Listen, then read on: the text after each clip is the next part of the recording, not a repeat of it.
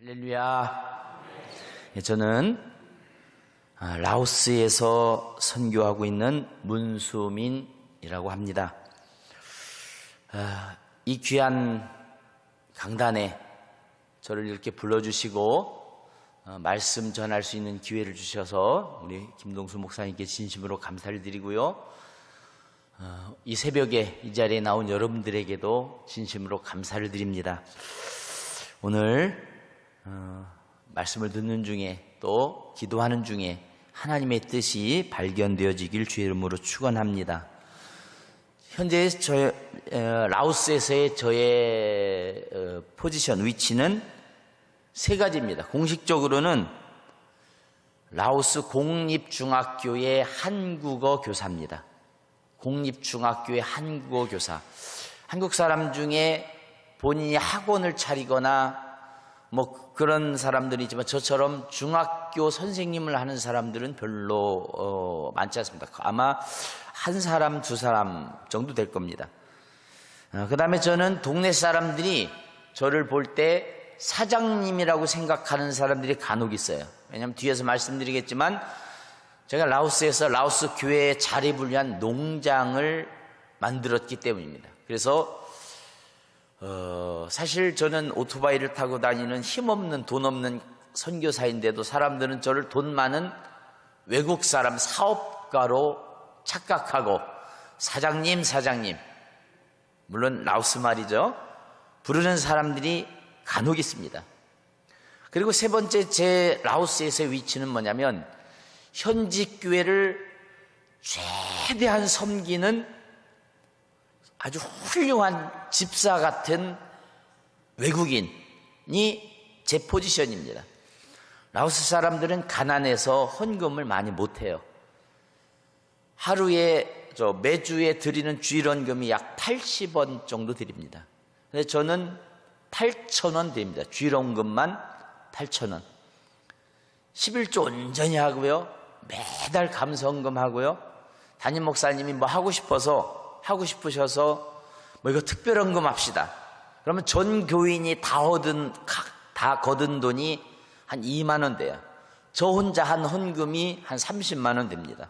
우리 담임 목사님이 저를 얼마나 이뻐하시겠어요. 한국 간다고 인사드렸더니 언제 오냐고. 그래서 한 달 정도 있다 온다고. 그랬더니 안 된대요. 빨리 오래요. 왜 그러시냐고. 우리 어머니도 계시고 가족들도 있고 한 달은 있어야 된다고. 내가 당신이 보고 싶어서 한 달을 어떻게 견디느냐고. 빨리 오라고. 저한테 그렇게 말씀하실 정도로 저를 아주 좋아하십니다. 라오스의 중학교에서 제가 한국어를 가르치고 있는 이유는 라오스가 폐쇄적인 국가이기 때문에 그렇습니다. 라오스는요, 외국인이 그 나라에서 살기가 진짜 힘들고요. 농촌에서 살기는 더 힘들어요. 수도인 비엔티엔에서 살 때도 저를 감시하는 사람이 2사람이 있었습니다. 근데 시골에서 사니까 감시하는 사람이 더 많아요. 도시에서 살 때는 비밀스럽게 감시하더니 시골에서 사니까 대놓고 감시해요. 아예 말해요. 내가 너 감시하고 있다고. 그러니까 어떤 때는 가슴이 답답하고 숨이 막힐 것 같아요. 내가 어디를 가든지 사람은 다 저를 지켜보고 있고 뭐 하는지 다 알고. 교회도 사는 곳에서 좀 멀리 떨어진 곳에 가요. 멀리 좀 떨어진 곳에. 좀 가능하면 이 사람들에게 제가 선교사라고 하는 것이 탄로나지 않도록. 그래서 신분을 유지하기 위해서 시골 중학교에 선생님을 하는데 문제는 저희 중학교가 너무 커요. 아이들이 너무 많아요. 720명이에요. 전교생. 좀 놀래주세요. 다 충청도 분들만 있나요 여기? 충청도 사람은 뭔 얘기를 해도 그냥 그려. 저도 충청도거든요. 좀 720명. 요즘 한국도 힘들어요. 720명 되는 중학교. 저희 중학교가 720명입니다. 놀래주세요. 그 720명에게 한글을 가르치는데요. 맨 처음엔 너무너무 힘들었어요. 왜냐하면 숙제를 내주면 숙제를 가져오잖아요. 이름을 대충 써요. 출석부하고 이 숙제 이름하고 비교해서 점수 내는 것도 힘들어요. 거기다가 라오스 아이들은 시간을 안 지켜요. 8시가 1교시인데 제가 1교시 수업이 많아요. 근데 제가 7시 55분까지 딱 교실에 들어갔는데 애들은 8시 20분에 들어와요. 들어올 때 선생님 들어가도 됩니까? 마음 가서 들어오지 말라고 하고 싶은데 그럴 수는 없으니까 들어와. 들어올 때 빈손으로 와요. 교과서가 있지만 학교에서 교과서를 안 나눠줘요. 공부 시간에 주고 끝나면 걷어가요. 가방도 필요 없어요. 볼펜 한 자루, 공책 한 권 딸랑 들고 학교 와가지고 선생님 뭘 가르치는지 1년 동안 가르쳤는데 기억낸 가나다라를 잘 몰라요. 모르는 애들이 절반이 넘어요. 제가 실망했던 영어 선생님이 그래요. 나는 4년 영어 가르치고 있는데 아직도 ABCD 모른다고. 그러니 저보고 실망하지 말래요. 저는 1년 가르쳐서 가나다라 못한다고 실망했더니 영어 4년 가르친 영어 선생님이 아직도 애들 ABCD 모른다고. 실망하지 말라고. 그렇습니다. 교육을 중시하지 않고 그러다 보니 아무리 가르쳐도 그때만 잘해요. 지금은 좀 한결 요령이 생겨서 수월해졌지만 정말 맨 처음엔 힘들었어요. 지난 5월 25일 날 종업식을 하면서 전교생이 모인 가운데 한국어 공부 우수자에게 장학금을 줬어요. 1인당 50만 깁씩. 얼마인지 모르잖아요. 이런 때 놀라는 거예요. 50만 깁씩 줬어요. 학교 선생님 한 2, 3년 일한 선생님 월급이 200만 깁입니다. 그런데 50만 깁을 장학금으로 줬어요. 그랬더니 학부모들이 애들 다 태우러 왔어요. 애들 다 뭐 트럭 타고 다니거든요, 학교. 근데 그 큰 돈 잃어버리면 큰일 난다고 학부모들이 데리러 왔어요. 8명에게 장학금을 주고 학교에서 저에게 감사장을 줬어요. 저는 그 한국어 선생님을 하면서 무엇을 준비하는가 하면 라오스의 가축은행을 준비하고 있습니다. 가축은행. 여러분 화면에 보이시는 저 조기가 지적도입니다. 저 가운데 조그맣게 이렇게 길쭉하니 있는 저게 제가 가축은행을 꾸민 땅의 모습이고 면적입니다. 2.6 헥타르예요. 평수를 모르시는군요. 7,800평입니다. 고맙습니다. 그래도 눈치 있는 분들이 조금 있네요. 7,800평을 10년 임대했습니다. 넘겨주세요. 그 다음에 저걸 임대하고 나니까 땅이 저래요. 타잔에서 보았던 것 같은 정글은 아니지만 나무로 뒤덮였어요. 타잔을 알면 연식이 된 겁니다. 타잔을 모르면 젊은 거예요. 제 어렸을 적에 하면서 타잔, 나무 타고 줄 타고 다녔던, 사람도 못 먹는 바나나를 그 원숭이가 막 먹던, 그래서 원숭이보다도 나는 못한 존재인가 한탄했던 그 영화가 타잔이잖아요. 거기에서 보았던 정글은 아니지만 나무로 뒤덮여 있어요. 저 땅에 포크레인을 얻어서 나무를 제거했습니다. 넘겨주세요. 맨 처음에는 막막했어요. 너무 땅이 넓어요. 포크레인 큰 거 얻었는데도 조그매요. 넘겨주세요. 저 때가 작년 12월입니다. 라오스의 겨울이에요. 제가 입고 있는 옷을 보세요. 속에 반팔 입고 겉에 두꺼운 거 입고 저 위에 파카를 입습니다. 라오스 더운 나라지만 아침 저녁으로 추워요. 파카 안 입으면 오토바이 타고 다니기 힘들어요. 넘겨주세요. 그래서 땅을 저렇게 정리를 다 했어요. 한 2주간에 걸쳐서 포크레인으로 다 정리하고 저걸 가운데 모아서 말려서 다 태웠어요. 넘겨주세요. 저렇게 태우고요. 넘겨주세요. 다 타고 나면 다시 모아서 또 태우고. 넘겨주세요. 자, 저렇게 계속해서 태우기를 반복한 후에 넘겨주세요. 이제는 트랙터를 빌려서 저 땅을 평탄 작업했습니다. 불도저가 찾아보니까 주변에 없더라고요. 포크레인으로 할 수는 없고 해서 저 트랙터를 빌려서 평탄 작업을 하고 땅을 깎을 땐 깎고 메꿀 땐 메꾸고 그걸 계속해서 넘겨주세요. 얼마나 먼지가 나는지 아침에 일 시작하고 저녁에 집에 들어오면 온몸이 다 빨개요. 흙 때문에. 까만 게 아니라. 빨래를 하면 물이 빨개요. 먼지 막 뒤집어 쓰면서 저희를 아주 한 2주 넘게 했습니다. 넘겨주세요. 그 다음에 한국식으로 소를 키우고 풀을 키우려고 전기를 연결했어요. 넘겨주세요. 라오스는 전기가 필요하면 자기가 전봇대를 사고 전선을 사고 사람을 사서 전선을 연결해야 돼요. 그 대신 저 전봇대에 대한 권리가 저한테 있어요. 저 전봇대를 저 가운데 사진 보면 집 안에 전봇대가 있잖아요. 저 전봇대를 사용하는데 100만 깁을 줬어요. 100만 깁 주고 저거를 사용하는 겁니다. 저는 저 전봇대를 13개를 박았어요. 누가 저 전봇대를 사용한다 그러면 13개를 다 사용하면 1300만 깁을 받을 수 있습니다. 2명이 사용하면 2600만 깁, 3명이 사용하면 3900만 깁, 10명이 사용하면 계산이 안 나오죠. 저 갑부가 될지도 몰라요. 저 전봇대 때문에.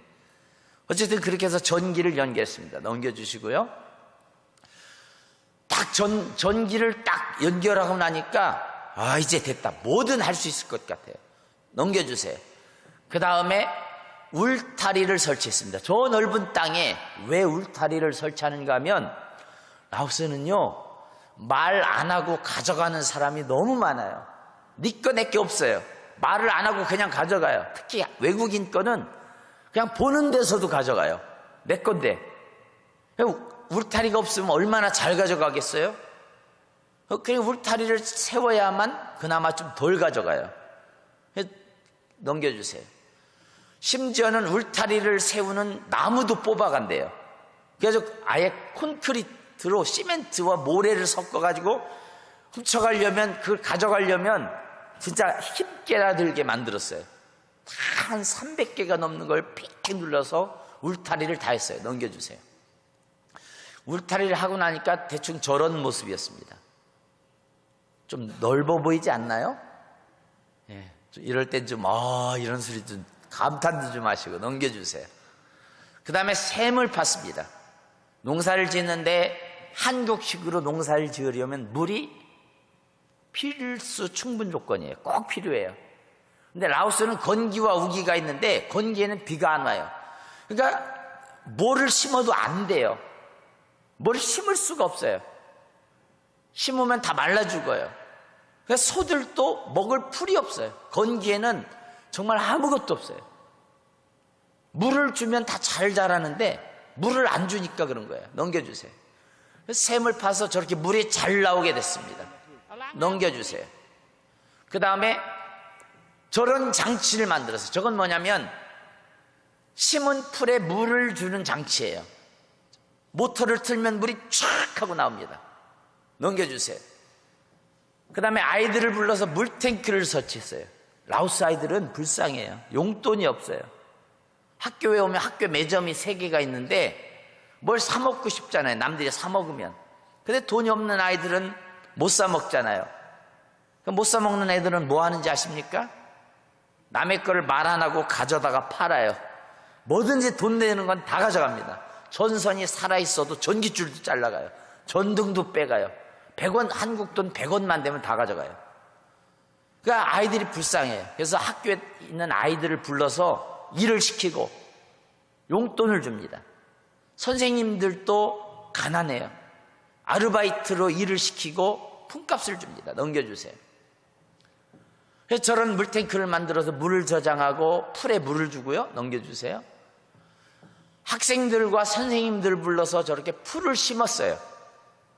저 때가 건기예요. 제가 풀을 심으니까 라오스 사람들이 다 저를 비웃어요. 바보라고. 이 건기에 비도 내리지 않는데 풀을 심는다고. 정신 나갔다고. 넘겨주세요. 그런데 그 풀이 자라서 저렇게 됐습니다. 저 가운데 저 구석에 조그맣게 보이는 게, 하얗게 보이는 게 저게 사람이 풀을 메고 있는 거예요.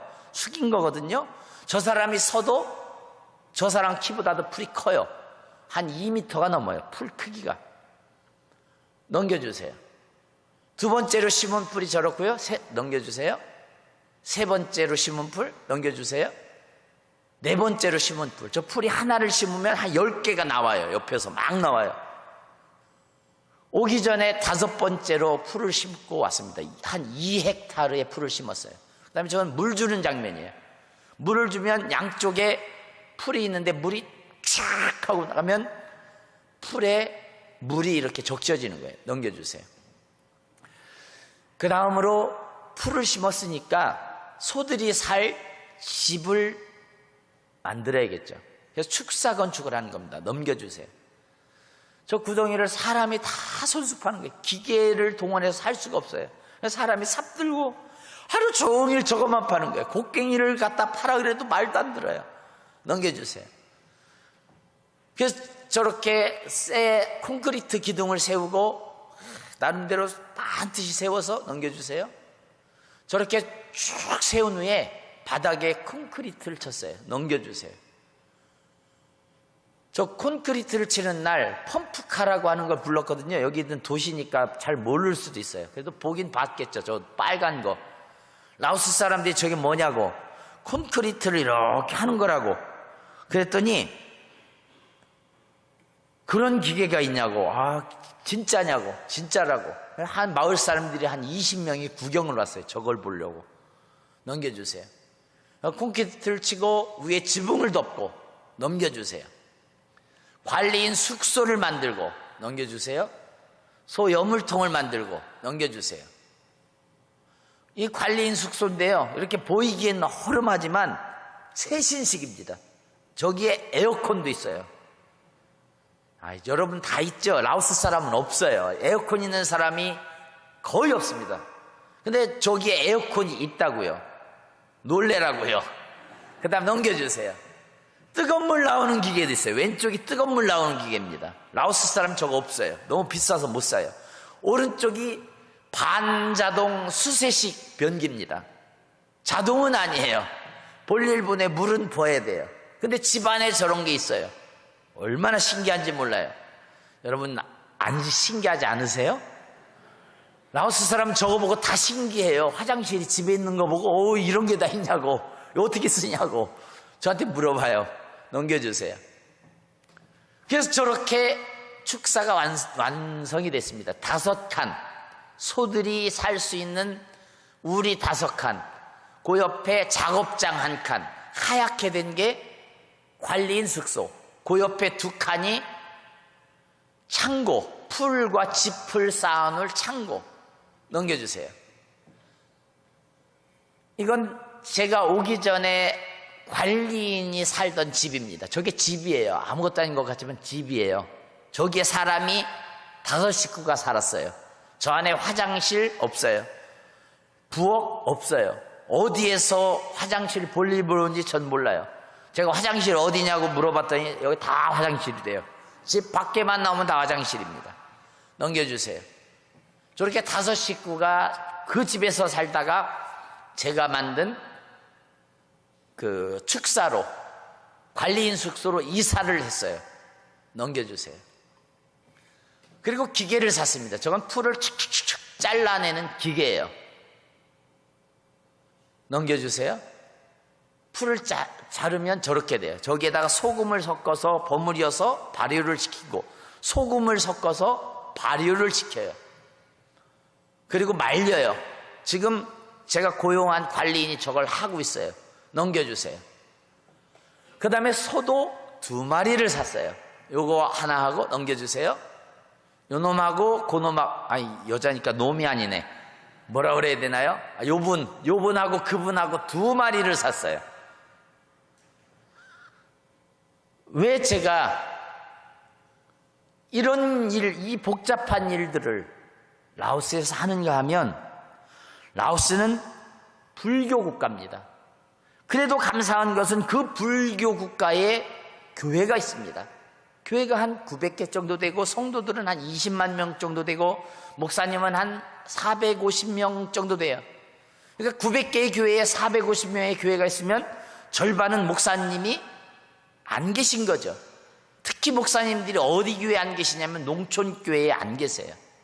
농촌교회 목사님이 계신 데도 있고 안 계신 데도 있는데, 목사님이 계시든 안 계시든 라오스 교회는 교회에서 목사님에게 생활비를 드릴 수가 없어요.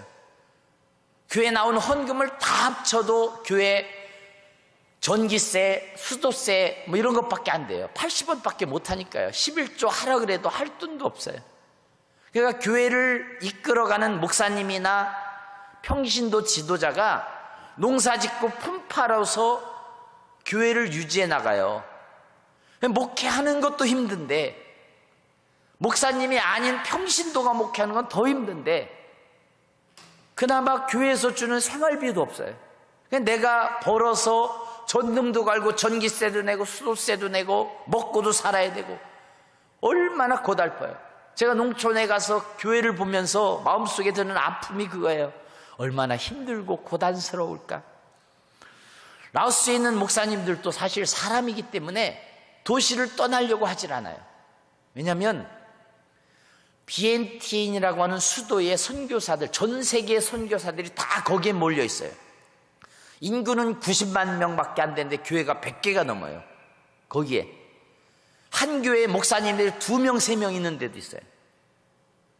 그리고 외국 선교사들에게 선교사님 조금만 도와주세요. 한 달에 $300, $500, 2-3명만 그렇게 하면 선생님 한 달 월급, 우리 교장 선생님 한 달 월급이 $300예요. 근데 목사님 한 달, 조그만 비엔티엔에 거주하는 목사님, 도시교회 교인 5명, 10명밖에 안 되는데도 그분 한 달 수입이 $1,000가 돼요.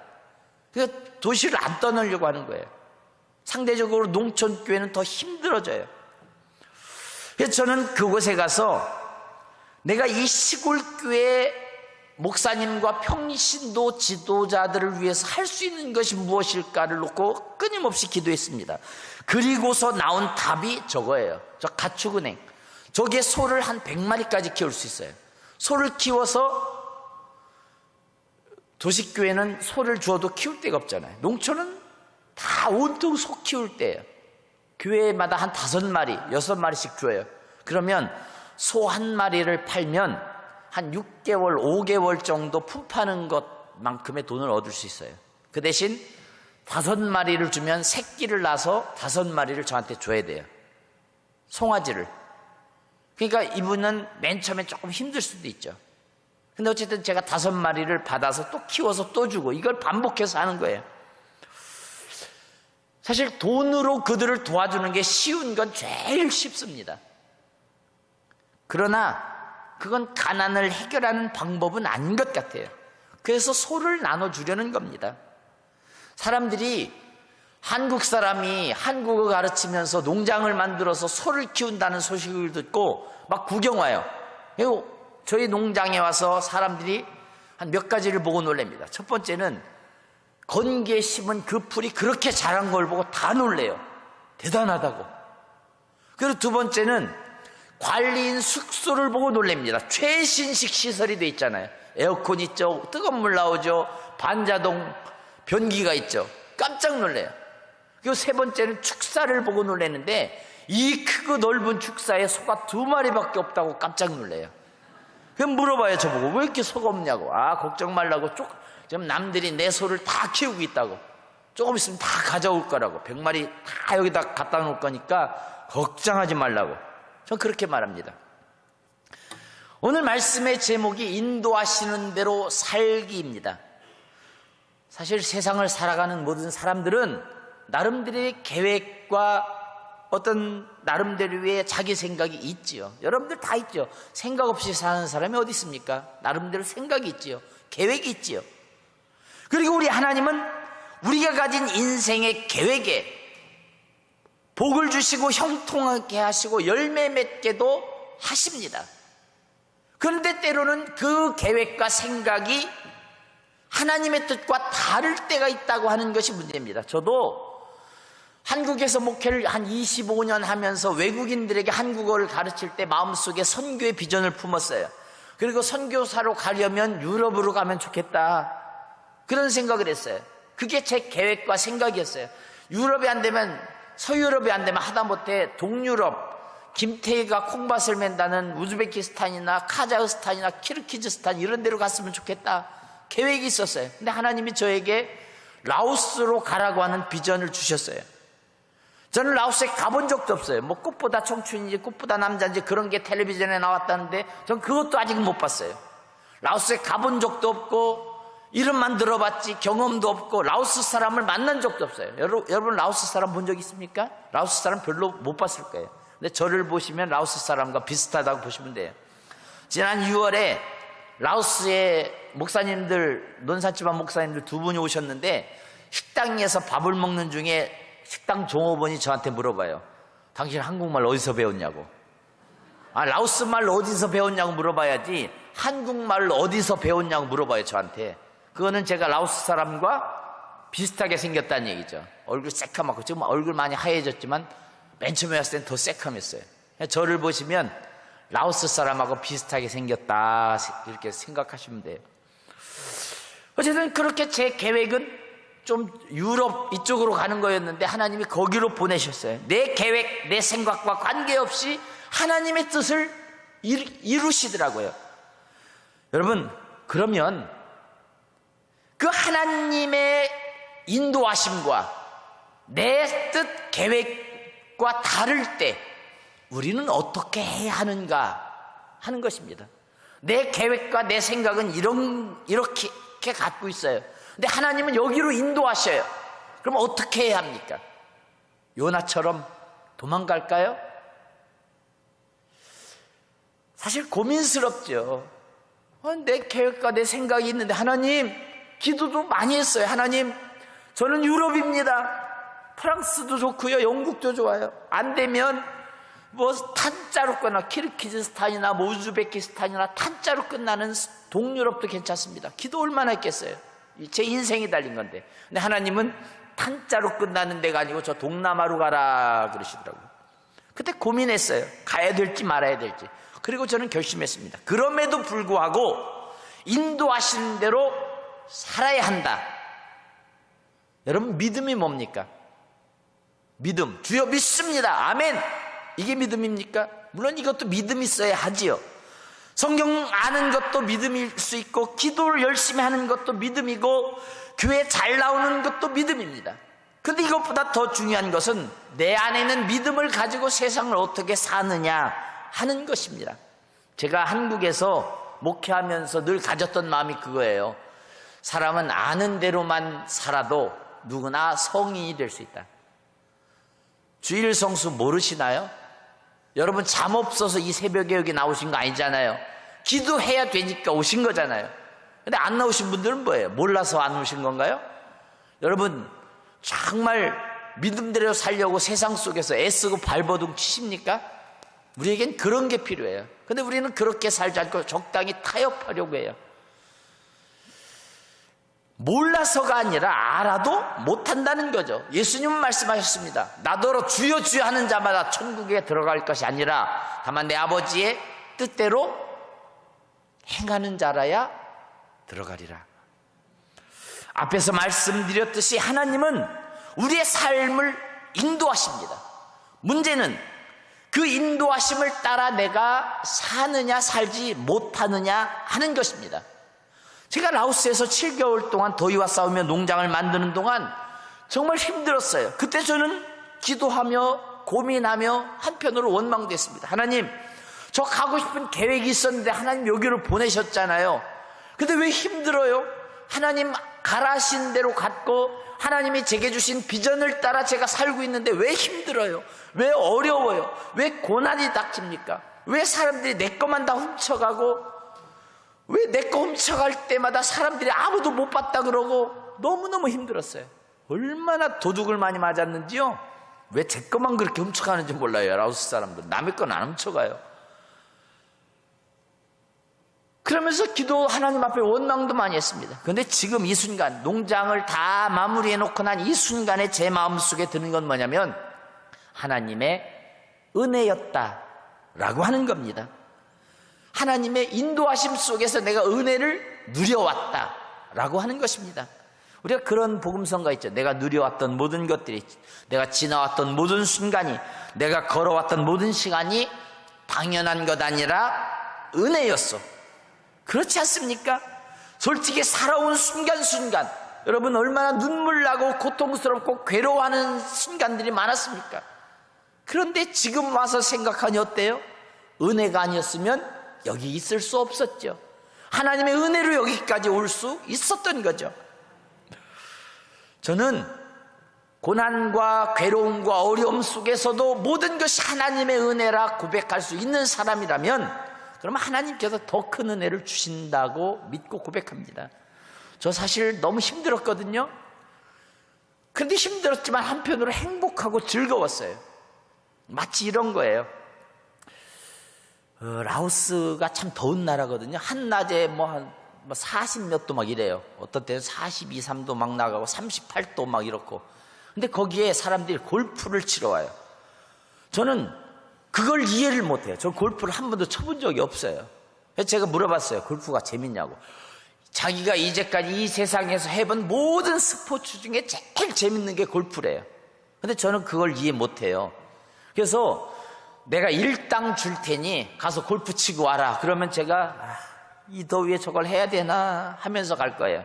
근데 그 사람들은 일당을 받고 골프를 치는 게 아니라 일당보다 더 많은 돈을 내고 그 무더위에 땡볕에서 골프를 쳐요. 저는 그게 이해가 안 가요. 근데 그 사람들이 저를 이해 못하는 게 똑같아요.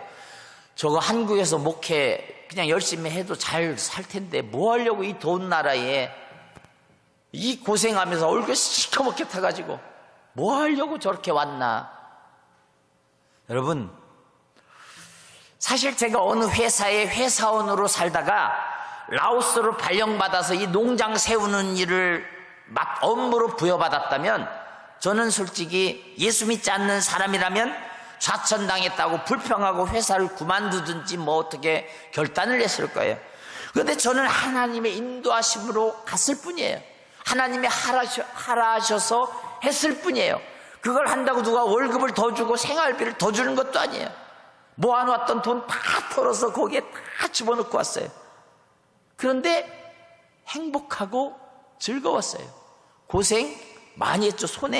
제 손에 하얀 이 손에 못이 박히도록 일을 했어요. 얼굴이 이렇게 새까맣게 탔잖아요. 근데 즐겁고 행복했어요. 왜요? 하나님의 은혜였고 하나님의 인도하심이 있었기 때문입니다. 오늘 토요 비전 새벽 기도회를 나와서 하나님 앞에 기도하는 여러분에게도 하나님의 인도하심이 분명히 있는 줄로 믿으시길 바랍니다. 그 하나님의 인도하심 앞에서 어떻게 살 것인지를 여러분 고민하고 기도하십시오. 순종할 것인지 순종하지 않을 것인지. 어쩌면 하나님이 인도하시는 그 길에 고난도 있을 때고 어려움도 있을 것입니다. 내 생각과 너무 달라서 고민과 갈등이 많을 수도 있습니다. 그러나 하나님이 인도하신 대로 살면 행복하고 즐거운 일이 우리를 기다리고 있을 것입니다. 하나님께서 우리 마음속에 아무도 경험해 보지 못했던 참된 행복을 맛보게 해 주실 것입니다. 물론 힘들고 어려울 수도 있어요. 그 속에서도 행복은 있고 즐거움은 있는 겁니다. 여러분, 저도 라오스에서 비록 하나님의 인도하심이 내 생각과 다르고 내 계획과 다를지라도 인도하시는 대로 더 철저히 살려고 애쓰고 노력할 겁니다. 그러니 오늘 이 새벽에 나와서 하나님 앞에 기도하는 여러분들도 여러분 앞에 놓여진 하나님의 인도하심, 여러분 앞에 있는 하나님의 계획, 여러분 앞에 있는 하나님의 뜻을 따라 철저하게 순종하며 살아가는 주일교회 성도님들 다 되시기를 주의 이름으로 축원합니다.